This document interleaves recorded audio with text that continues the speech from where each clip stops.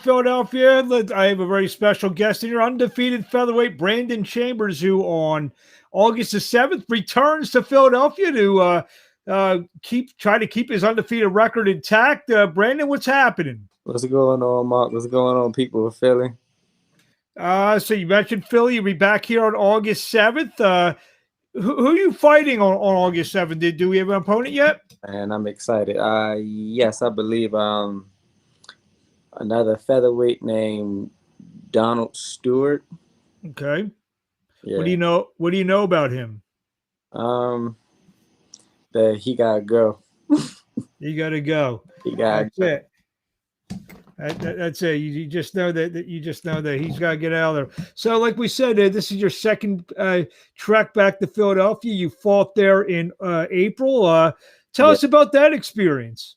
Oh man, like that was like one of the greatest venues, and then to also fight on like Flow Sports pay-per-view, like that was just great. And the love I got from like Philly, it was like none other. But I did have a lot of fans from Maryland and Baltimore up, so that was actually pretty cool. Like a lot of people from Philly said they never seen as many people come up to see a fighter, so that made me feel real good.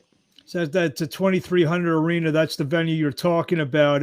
So if you don't mind me asking, why do you think, obviously Maryland, we do, when you do the local shows, when you're fighting in Maryland, your people were 15, 20 minutes away, probably from the venue. Why do you think, and how does it feel? You have people travel a couple hours to come see you fight. Man, that felt so good. Like just to see my fan base and see that like my family, friends, and people that just start hearing about me actually believe in me, and they like traveled that far to see me fight. Like that felt very good. Did that inspire you to in your performance on back in April? Absolutely. Like anytime I see my friends, family, and fans, it just makes me want to fight that much harder for them and just continue to like win because I ain't just doing it for me. I'm doing it for everyone who believes in me.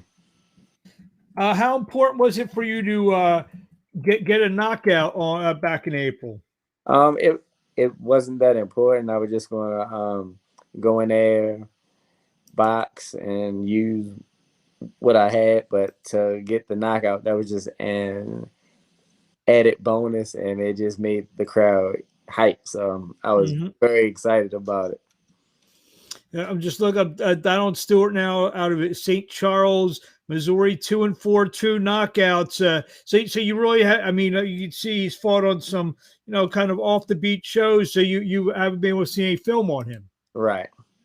Yeah. Do you usually, are you able usually able to see a glimpse or two of your opponents before you get in the ring?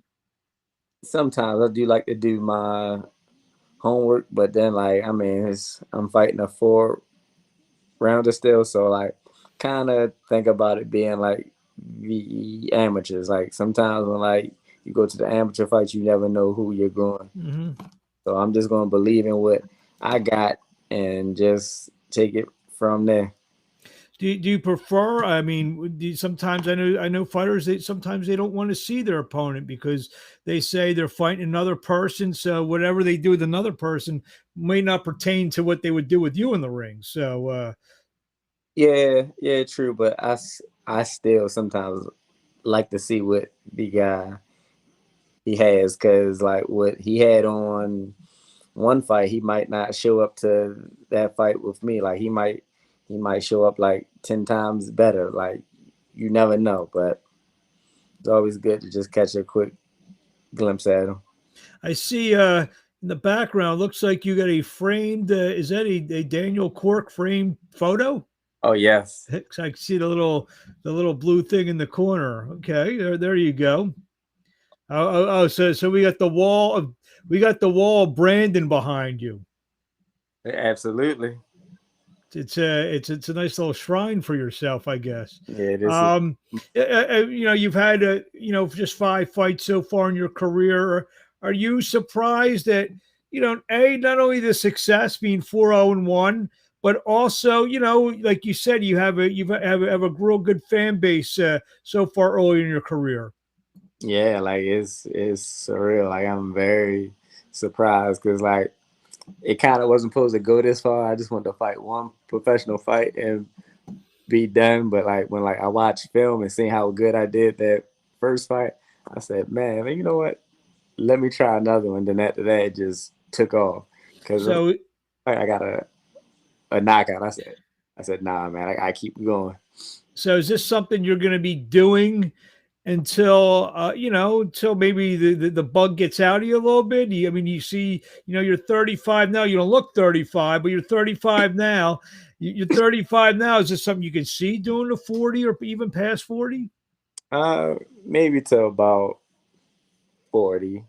Yeah, like I'm actually pretty good at it. Like I think I got a good run at probably capturing a title at 126 or 122 pounds. So, and based on that, like I said, not to harp on your age, you feel you have to be moved a little bit quicker than most guys so young Yeah. in their career? Yes, but like a lot of people say, "Oh, you're old," but I really don't feel old. And like a lot of the young guys, I always outwork them in the gym and everything. Like you're only as old as you feel. That's how I feel in my opinion, because I Mhm. like I'm about 21 years old. Yeah, I mean, you didn't, you haven't taken the punishment and all that stuff that a normal guy that you're a normal boxer maybe started the pro at 22 or 23 has Right, taken they'd have 30, 35, 40 fights by now. right. So yeah, so when you came to Philly, were you able to get a cheesesteak? No, like after the fight because we got out so late and things were like closed early. Um, I wasn't able to get a cheesesteak from any of the places I wanted to. I did get one from a place that's open like 24 hours. I think it had like a Midwestern name, like Oregon or Nebraska Steaks or something. Well, Oregon Steaks is right Yeah, by there, but Oregon.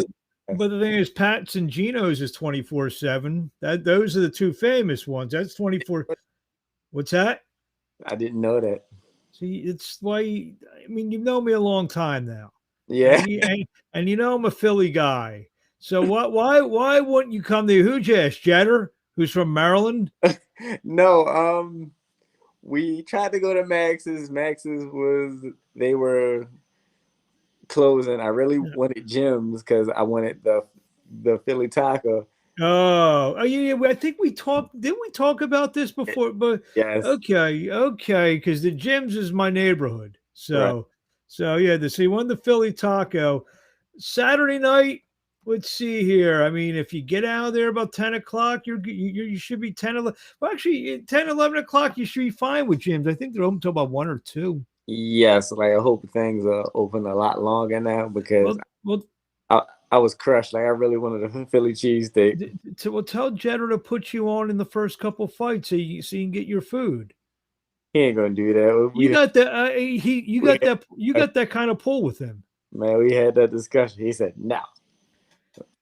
Well, because I think he wants to. He knows you bring a lot of fans there, so he wants them to stick around and Right, wait for you. Maybe some of your fans have a couple drinks or two. Buy a couple of hot dogs at the venue and right. wait for you to do your thing. And if what you're saying is true, it's gonna be a knockout on August the 7th. So, what do you want to tell the fans out there in closing before we see you? Where are you at now? You in Georgia now?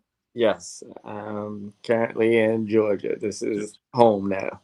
In Atlanta. I was there for the first time about 2 months ago. I was there doing a broadcast. So, Really? yeah, I did it at a place called Club Revel or Revel, something like that. They have fights down there. There's a nice little fight scene down there. Some good club level fights. About 3 or 4 promoters I know are running down there. I think that's the show my stablemate Matt Truck he fought on. Yeah, no, did Dakari Scott? Yes, Absolutely. yes, I called his fight that night. It yep, was that thing. I was back in April or May, I think, or maybe yes, June. Yeah, it wasn't his fight that he just had the other night. It was the fight before that. right, yeah, So, so you're in the same stable as Dakari Scott. yes. Gotcha. So let me ask you this. I know you started your career in Maryland, so you kind of have a whole different team when you moved to Atlanta. Yes, sir. And Yeah. how does that, early in your career? I know fighters, they want to get settled with one guy maybe. You did Right. your early in your career, you kind of jump ship a little bit, obviously because of maybe the move or whatever. How's that? How long does that take to get comfortable with the new trainers? We had one fight together, which was the last fight in April. So like we're building that bond now. So like Mm-hmm. this fight is gonna be a lot more trust. Like I trust him and trust that the things that he's telling me to do now. So, and I'm excited about the next fight with Coach Mustafa. There you go. What do you want to say the fans out there where I just asked that? Where do we find you on social media? Y'all can find me on Facebook at Brody Chambers, but my main social media that I'm always on and checking is Instagram. On IG, you can find me at _team.brody. And if you don't got tickets to the show, please get tickets. I still have a few. You can get a few at the venue. You don't want to miss it. If like you haven't seen me fight, I'm an exciting fighter. I like to be in the pocket. Do you have any fans yet from Atlanta, or are you trying to build that up? Yeah, I'm trying to build that up now. But I actually have a few people from Georgia that are actually coming up to see me fight. Like that was also big for me. I'm like, wow, That's tremendous. Georgia, just to see me fight. They was like, yeah, bro. I was like, okay, cool. And I'll be at the fight, and so after you're done, I'll point you in the right direction so you can get your, whether you just want the cheesesteak or the Philly taco. I'll take. I know people around here. Okay, Mark. I know people around here. I don't know if they know me, but I know them. Now I keep hearing too, like the Philly tacos all right, but if I want pizza, I need to go to Santucci's or something. They said they Santucci's is good. I mean, I'm not gonna give anyone any free, but that's a good pizza. I don't know how late they're open though.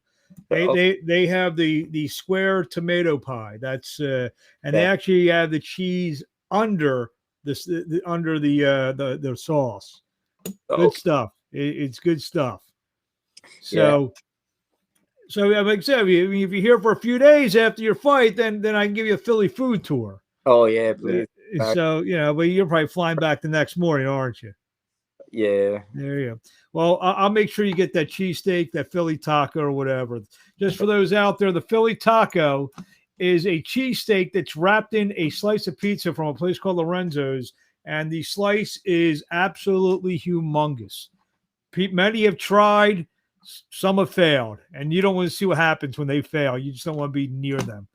Brandon Chambers, thank you for a few minutes of your time. We Yes, will sir. see you on Saturday night, August the 7th, live at the 2300 Arena in South Philadelphia. We'll see you then, and thank you very much. Yes, sir. Thanks, Thank Mark. you. Thank you.